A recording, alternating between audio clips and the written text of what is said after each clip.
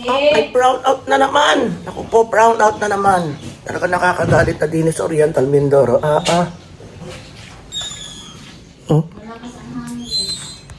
Humangil na ng malakas, wala na agad. At galit na galit ang taong bayan dahil ang tatakas ng mga bills. Kung kailan maraming brownouts. May araw pa nga, tatlo, apat na araw na sunod-sunod hanggang 1 week pa yata yun na lagi may brownout. Tapos saka pa tumaas ang mga bills. Ay, paano hindi mag-aaklas ang sambayan ng Mindoreño pag karne? Sa inyo ga? At sa inyo?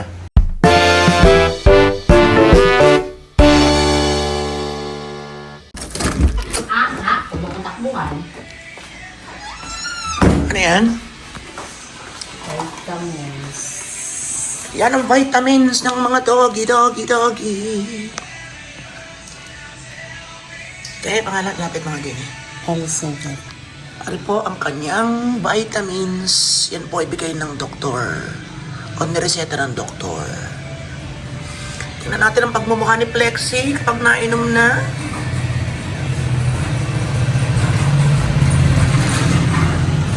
Kaya ganito lang.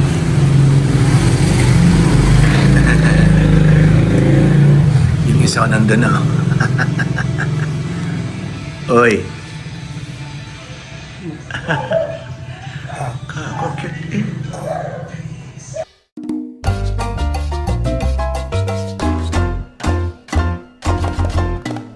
Wow! Ligo pa more! Ligo pa more! Super shampoo yan. Yeah, sunod ka na baby. Are you ready? Huh? Ako naririnig mo siya.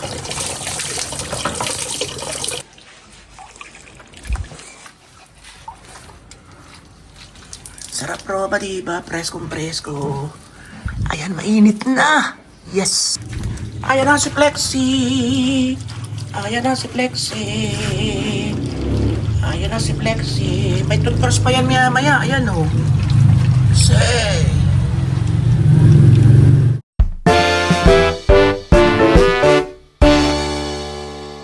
Charang. Kamyas. Ito sa amin kalamyas. Ang dala to ni Jenny kasi nagbakasyon siya. Siya naman magsabi lang, walang problema. So parang 3 days yata siya sa bayan ng Nauhan. Pagbalik niya, may dala siyang kalamyas. Eh ngayon, wala namang araw kasi. So pininaw ko na baka umulan. Pinapatuyo. Sarap nito sa sinaing na isda. Actually, meron pa kami sinaing kahapon, di ba? Ay nako. Buti nagkakuryente na. Pawisan pa rin ako. Imagine, nag-uulan na. Pero pawisan pa rin. Ganun po ang kainit dito. Ganun po kainit dito sa Pilipinas. So sa mga uuwi nating mga ka-OFW, ay pagandaan nyo na ganitong panahon ay mainit pa rin. Mainit pa kayong hulab. Alam mo yun? So iba-iba siyempre pag may hangin ngayon, walang hangin. Walang kahangin-hangin. And ang hirap ng buhay dito, pag-usapan na rin natin yan. Alam mo yun sa nagpapahirap ng buhay dito? Dito sa amin kuryente. Ilang gobyerno na yung nagdaan, puro ganyan pa rin. Tinataguran ng Oriental Mindoro na brownout capital of the Philippines because totoo. Di ba nakabot pa kay Tulfo? Tapos isang araw nga nabanggit pa na from Malacanang itself ay acknowledge nila itong problema namin at gagawa na raw ng paraan para tutulong ng national government para maayos ito. Ang hirap talaga. Ano mang kagaya ko, online ako. So hindi ako makapag-upload ng halos araw-araw because yun na nga. Yun, medyo naputol tayo. Hawakan na nga natin to para malakas na malakas. So yun. Sana may ayos na to. Because marami talagang dumedepende sa kuryente. I mean, ang sabi ng taong bayan, kung hindi kaya, edi magpalit ng management. Kung hindi kaya, kumuha ng ibigay sa iba na pwedeng mamahala ng kooperatiba. Cooperative to sa amin Ormeco. Maraming pwedeng gawin talaga kung talagang gagawin. Hindi ko na kung bakit hindi magawa-gawa. Lagi na lang may dahilan, lagi na lang may ganito. Kung yung iba ay nagkakaroon ng halos perfect, na talagang kung talagang super typhoon na lamang talaga nawawala, 1, 2 days and then back to normal. Dito sa amin, bakit hindi magawa? Kung kaya na iba, bakit hindi natin kaya? So kung kinakailangan pondohan, bakit hindi mo na mag-concentrate ang probinsya, ang local government? Para doon muna humingi ng paumanin sa taong bayan. Okay, unahin natin to. Babawasan natin ang budget dito, babawasan ang budget niyan. Ilalaan muna natin dito para matapos na yan. Di ba? Mga ganun. Sorry kung mali ako, pero sabihin ito ng pinakasimple, feel ko yon. Isang simpleng, yun, suggestion. Kasi kawawa talagang taong bayan. Ang aming kuryente ngayon ay kulang-kulang 8,000 pesos. Ano lang ang sa amin? Isang electric fan. Pag may bisita lang yung gumagana yung isa. Aircon na maliit. Kasi bakante na isang room dun wala nang gumagamit ng aircon. So isang aircon ko lang na bihira ko rin naman gamitin. Baligtad nga ako Kung kailan umaga na, saka pa ako nag-aircon. Because mainit pa rin. Kasi sa gabi medyo napalamig mo na So electric fan na lang, makakatulog ka na naman Yung pagising mo talagang asno pa rin yung init. Grabe. Lately, nabawasan ng konti kung mga 3 days na dahil umuulan nga, medyo lumamig ng konti. Pero yun lang, refrigerator, na kapag meron namang namatay ang kuryente, off agad namin, pati yung aircon. Tinatanggal din itong sa ref. And then, binawasan na yung hindi na namin ginagamit ang hindi na ako nagpapandesal sa umaga kasi matamis. So, ayon sa aking search medyo maano sa sugar. And then, ang aming kanin, sa loob ng mahabang panahon, laging sa kuryente, dahil nga dito sa sobrang taas, siguro mga 2 days na dito na, sa gas stove, niluluto. So, hindi naman 100%. For example, ay morning doon, sa gabi dito na, minsan maghapon na ulit, and then kinabukasan, dito naman, parang ganun muna.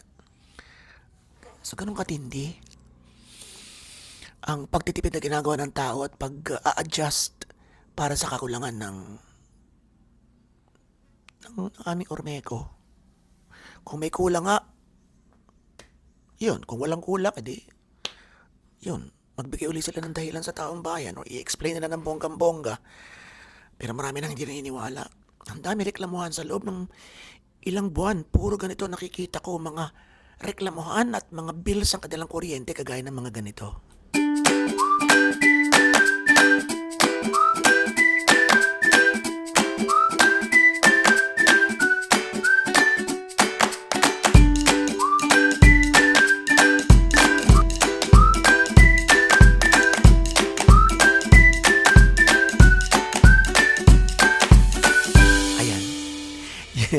Yung sa amin hindi ko na-save. So, inaibayad na nakuha na ni Jenny kasi sa araw nakadikit pa dito sa ref. So, sana naman ay maayos ang kuryente. Nagtataka ako sa hirap ng buhay sa Pilipinas, ang dami po rin nakikita sa mga malls. Dito naman, walang malls pero sa Maynila ako. Sa Batangas din, nagpunta kami nung 2 months ago. Pero dito meron din mga mall na maliit pala. May Robinsons. Marami ka nakita doon. Ang dami bumibili ng kung anak-anak. Ang dami mga pumipila sa mga donuts at saka sa mga milk tea. Sa mga coffee shop, ang dami rin patuloy na nagbubukas. Ang dami mga traffic pa rin. Ang dami pa rin mga nakakotseng labas pa rin ng labas. Tayo hindi tayo makapagsabayan kasi ang mahal nga ng gas. So yun din ang tanong ng ilan. Paano nakakasurvive ang Pinoy sa mayorya naman ay average lang. Diba? Ay talagang tuloy pa rin gastusan Yung mga nakikita kong mga mahihirap, hindi man mahirap, mga pangkaraniwan lang. Araw-araw na nataya sa wedding Pinakamahina 50. Magkano ba ang minimum ngayon? Ayon sa aking pagkakaalam na chismis lang sa akin. Hindi tayo confirm dito. Paki-confirm 455 sa mga rehiyon. Sa probinsya, kagaya ng Mimaropa, kung saan kasama tayo. Mimaropa is, pakihulaan, paki-comment sa baba. And, Parang 780 sa Metro Manila. Okay, paki-correct po tayo if I am mistaken. Yan. Paano nyo? Kayo na nga ang tatanungin ko, paano nyo napapagkasya? Yung, ipalagay na natin na malinis na, i-average natin sa 25,000 pesos. Ako kasi, hindi ko mapagkasya. Minsan mataas dyan, pero hindi ko mapagkasya. May mga binabayaran tayo eh. May mga, syempre dito, bills. Paano nyo napapagkasya? Mga pamilyadong tao, may dalawa-dalawa nag-aaral. So, palagay na natin yung ibang may mga lupa, may mga nyugan, may kalamansian. Eh, yung iba nga, ng mga umuupa pa sa Maynila. So, kailangan talaga dyan ng diskarte, kaya maraming mga nagtitinda ng kung ano-ano, lumalabas sa gabi. Di ba? Nagtitinda ng kung anek-anek sa mga tabing karsada. Alam niyo ako, yun din ang ko, hindi ako maarte. Gusto ko rin magtinda. And sa isang araw natin pag-usapan ko na yung plano ko. And, sandali. Nasaan yung... Okay. Hinahanap ko yung Kalamias. Arif. Sa isang araw pag-usapan natin yung mga nakakatawa natin mga eksena. Yung mga 40 pataas, maniwala kayo, sama-sama na tayo na may mga kalimot moments at pagalingan tayo paastigan sa isang araw. Sa sunod na vlog natin. Punta kayo ng Facebook, marami tayong mga short vlogs na matutuwa kayo, mga reality. Siyempre yun ay ginagawa rin natin sa YouTube, kaya mas mahaba sa YouTube siyempre. Yan. So, ako kasi, kaya nakaka-smile pa because may mga binabayaran dito, may mga responsibilidad dito, may mga kinakailangan kunin dito, may mga isipin dito, may problema dito, ganun. Nakakangiti pa tayo ng medyo malapit-lapit pa sa tenga. Because single, iba-iba pag single, iba-iba pag solo. Sabihin man natin na pag single ka kasi, parang hindi lang first family, tawa mo at mga anak mo, ang iyong inaasikaso or tinutulungan, kundi angkan. So, minsan,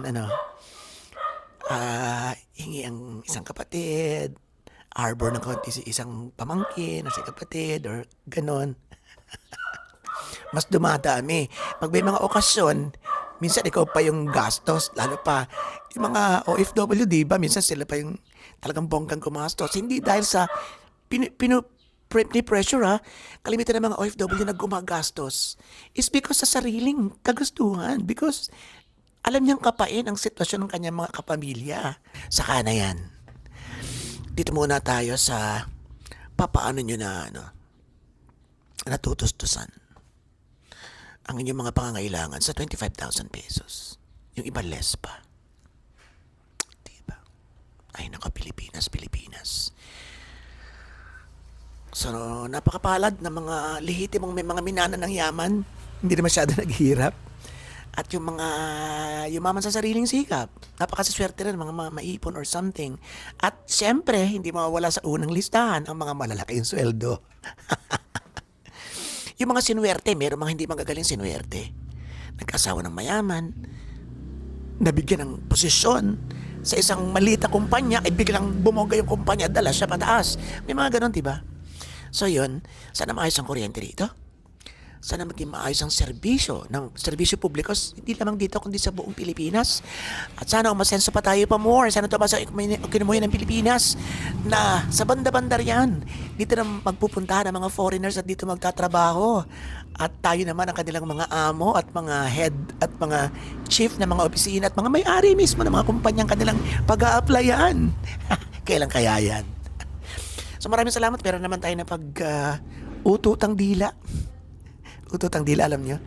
Meron naman tayo na pag-usapan, na pagkwentuhan, na pagchismisan, na na sana nakapagbigay sa atin, hindi lamang information, kundi konting lesson sa buhay. Okay, so maraming salamat. Si Chef Fernando Pato, sa Aragudo ko sa mas buhay lahat ng Pinoy sa masulog ng world. Batology pa more, and more, and more. Thank you. Ilabas na natin to. Mukhang hindi naman uulan.